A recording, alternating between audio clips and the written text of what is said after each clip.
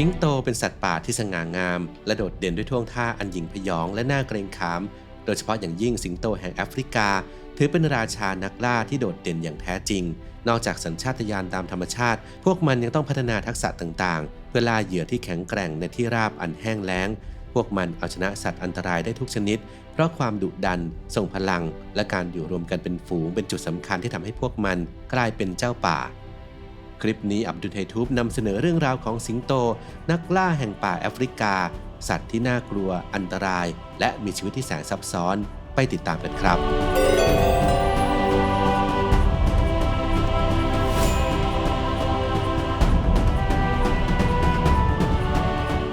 1. สิงโตเผ่าพันธุ์ที่ดำรงอยู่ตั้งแต่ยุคก่อนประวัติศาสตร์สิงโต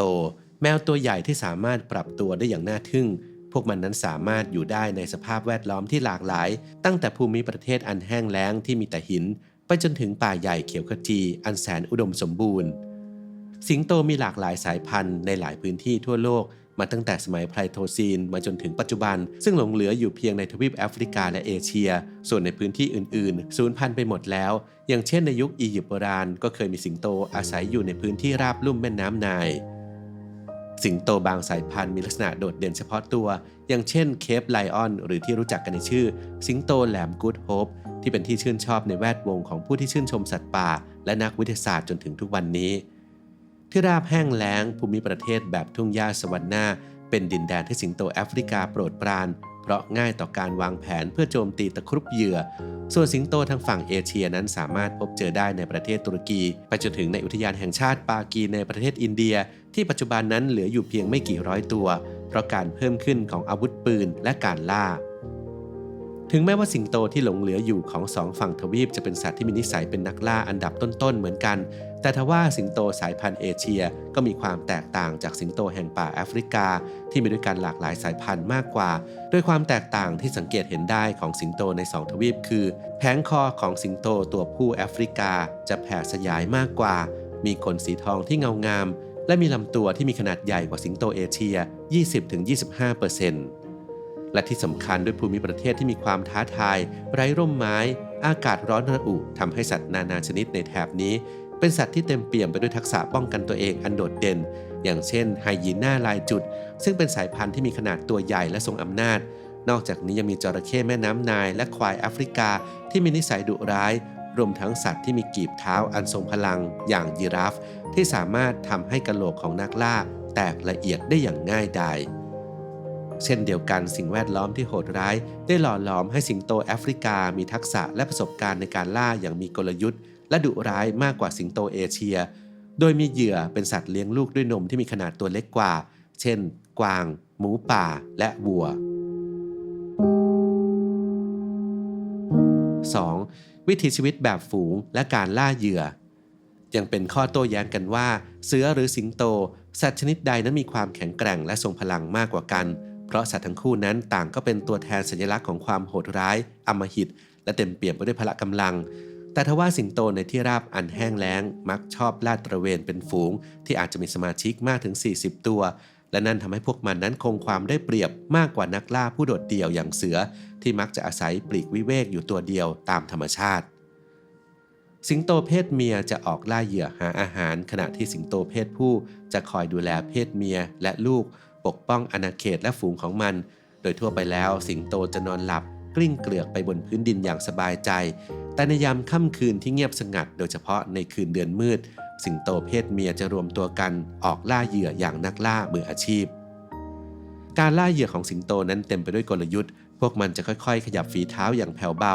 สายตาอำมหิตจับจ้องไปที่เหยื่ออาศัยพุ่มไม้หนาเป็นที่ซ่อนตัวจากสายตาที่หวาดระแวงของเหยื่อที่หวาดกลัวสิงโตผู้หิวโซ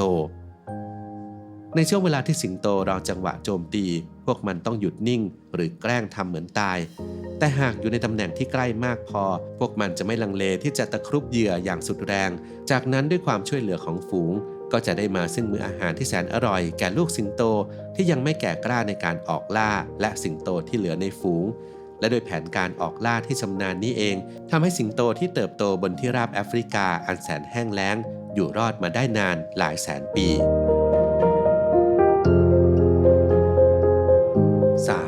การป้องกันอาณาเขตแบบเจ้าป่า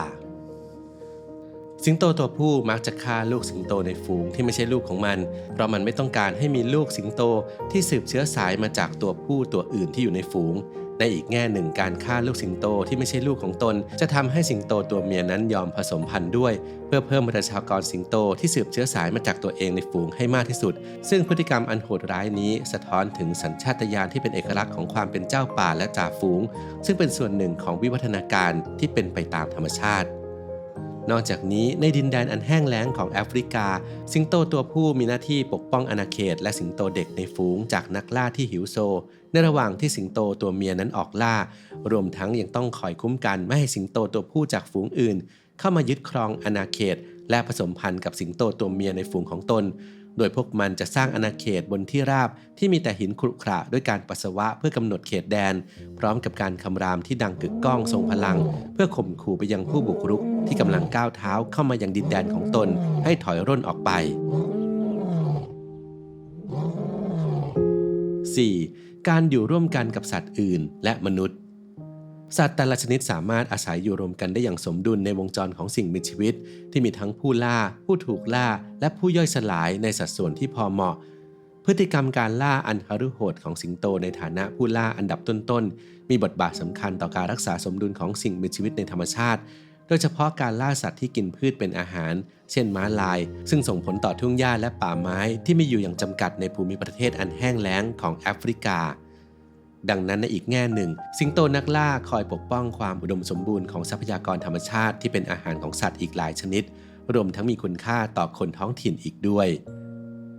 สำหรับบางประเทศที่ไม่มีกฎหมายควบคุมการล่าสัตว์ทำให้มีผู้ชื่นชอบกิจกรรมน่าตื่นเต้นผจญภัยสามารถล่าสัตว์ป่าโดยพละการแต่ทว่าในความเป็นจริงแล้วการล่าสัตว์ที่ถูกต้องควรต้องเป็นไปตามกฎระเบียบข้อบังคับเช่นต้องเป็นพื้นที่ที่ได้รับอนุญาตอย่างเช่นในพื้นที่ทุรกันดารหรือในพื้นที่อุทยานแห่งชาติในบางประเทศ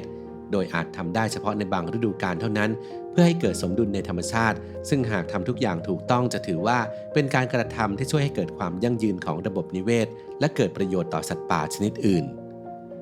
สำหรับพื้นที่ที่อนุญาตให้ผู้คนออกล่าสิงโตได้ต้องมีการขอใบอนุญาตล่าสัตว์ที่เสียค่าธรรมเนียมสูงเริ่มต้นราว 55,000 ถึง 100,000 เหรียญสหรัฐหรือตามขนาดและน้ำหนักของสิงโตตลอดจนความน่าทึ่งของแผงคอสิงโตยิ่งแผงคอมีขนาดใหญ่โดดเด่นราคาที่ต้องจ่ายก็เพิ่มสูงขึ้นโดยรายได้จากการล่าสัตว์จะนำมาเป็นเงินทุนสำหรับการวิจัยการอนุรักษ์และการปรับปรุงปกป้องที่อยู่อาศัยของสัตว์ 5. ประชากรสิงโตแอฟริกาลดลงอย่างต่อเนื่องตามธรรมชาติแล้วสิงโตยอดนักล่าไม่ควรมีจำนวนลดลงเพราะไม่มีสัตว์นักล่าอื่นใดที่จะแข็งแกร่งกว่าพวกมันอีกแล้วแต่ทว่าทุกวันนี้สิงโตแห่งแอฟริกาลดจำนวนลงอย่างน้อย 40% ในช่วง 3 ช่วงอายุคนเนื่องจากที่อยู่อาศัยตามธรรมชาติถูกบุกรุกสิงโตที่อาศัยอยู่ในที่ราบอันแห้งแล้งแห่งแอฟริกากำลังเผชิญอยู่กับภัยคุกคามมากมายไม่ว่าจะเป็นจำนวนเหยื่อที่ลดลงจนแทบไม่เหลือจากการล่าสัตว์อย่างหนักหน่วงและผิดกฎหมายของมนุษย์อีกทั้งสิงโตยังถูกพุ่งเป้าโดยเจ้าของฟาร์มสัตว์ที่กลัวว่าสัตว์ของตนเองจะถูกจู่โจมโดยสิงโตจึงกำจัดสิงโตทิ้งโดยการวางยาพิษและรวมไปถึงการตั้งใจลักลอบฆ่าสิงโตแห่งป่าแอฟริกาเพื่อนำส่วนต่างๆของมันไปขายอย่างผิดกฎหมายในตลาดมืดจากข้อมูลของสหภาพนานาชาติเพื่อการอนุรักษ์ธรรมชาติหรือ IUCN ทุกวันนี้สิงโตในป่าแอฟริกาส่วนใหญ่พบได้ที่อุทยานแห่งชาติและเขตอนุรักษ์ประเทศแทนซาเนียเหลืออยู่ราว 23,000 ตัวซึ่งถูกจัดว่าเสี่ยงต่อการสูญพันธุ์โดยการดำรงเผ่าพันธุ์ของพวกมันไม่ได้ขึ้นอยู่กับการต่อสู้ตามธรรมชาติในทุ่งหญ้าแห่งแอฟริกาอีกต่อไปแต่พวกมันต้องต่อสู้กับผู้มาเยือนจากทั่วโลกและที่สำคัญการเปลี่ยนแปลงของสภาพอากาศโลกที่กำลังย่ำแย่ลงก็ส่งผลร้ายต่อสิงโตนักล่าที่ดำรงเผ่าพันธุ์ในดินแดนอันแห้งแล้งในฐานะเจ้าป่ามาอย่างยาวนานที่เสี่ยงจะสูญพันธุ์ด้วยเช่นกัน